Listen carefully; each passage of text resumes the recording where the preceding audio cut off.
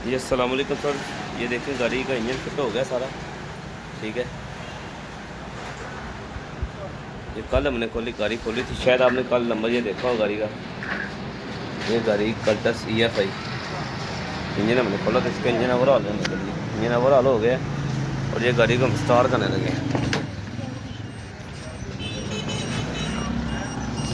बिस्मिल्लाहिर्रहमानिर्रहीम।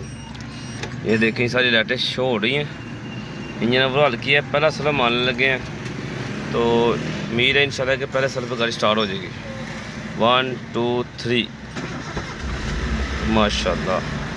तो जी गाड़ी स्टार्ट हो गई पहले सल पर, सुजुकी कल्टस 16 मॉडल।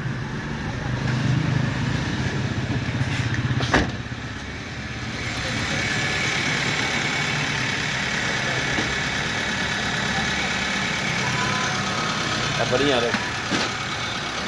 मेरी वीडियो में भाई आ गया।